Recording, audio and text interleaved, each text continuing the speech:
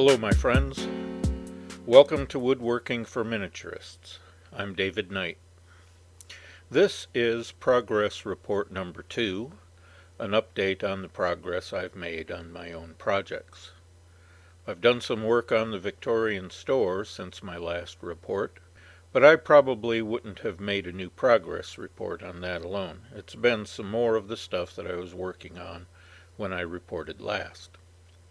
I got the stub walls covered in the back room on the 3rd floor. I went with wallpaper that looks like beadboard because I seem to be out of the paper I used on the upper walls, and it appears to be no longer available from my suppliers. So what I've done is something intended to look like a wainscoting. Here's a new resolution, and a good idea for you. I should keep a record of the code numbers and brand names of the wallpapers that I use in each room. Then if I run short, having the numbers and the names may help to find a new supply. Once the wallpaper was up on the stub walls, I was able to install the baseboards, crown molding, and other trim. I also made some siding and trim strips for the eaves and installed some of those pieces. I would like to get done with the 3rd floor and back to work on the punch list for floors 1 and 2, and then build the removable sidewalls. But the new and more exciting developments are 2 entirely new pieces. A shaker blanket chest with some new-to-me techniques, and a coal bin for the blacksmith shop. The first piece is a 1-drawer shaker blanket chest which comes from the plan books published by the Scale Cabinet Maker people. I've mentioned those books before. This is one of the projects that I have in my box of homemade kits. I'll be doing an episode on my homemade kits soon. I have a couple of dozen baggies, each of which holds the plans and the pieces cut to exact dimensions for a piece of furniture. I make up these kits for myself, especially for when I go on vacation and want to be able to build without having access to my table saw in particular. This particular piece is made out of some of the walnut that I machined in episode 2.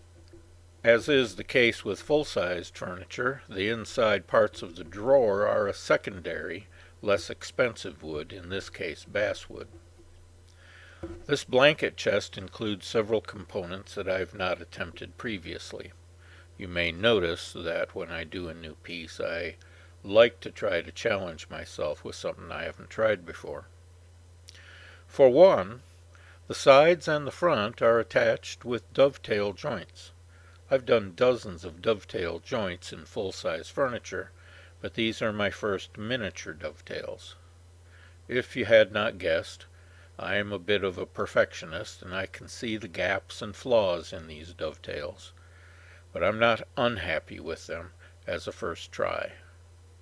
This piece also has a tiny insert of bone at the keyhole and a lipped drawer front. Those are things I had not done before. The poles are bronze, purchased from a miniature supplier, and there are a set of brass hinges. I dare say that this is finer work than I could have done just a couple of years ago. I dare say that in the future I hope to do better. The other new piece was inspired when I made the episode on the blacksmith shop. This is a coal bin for the coal supply for the shop. It's made out of coffee stirrers, which I think produce just the right rusticity, and the coal is made of chopped up bits of styrofoam with thinned glue dripped down into it to hold it in place, and then painted flat black. I still want to go over the outside with a thin black wash, and maybe a couple of light green blobs to represent lichen, or darker green representing moss. But I also want to do these processes on the shop itself, so perhaps I'll do both at once.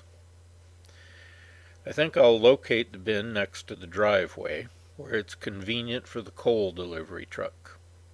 I may park a wheelbarrow next to it, maybe with some coal in it. So, pretty happy about these two little projects. And that's it for this progress report. Let me know what you think, and let me know what topics you would like to see me cover in the future.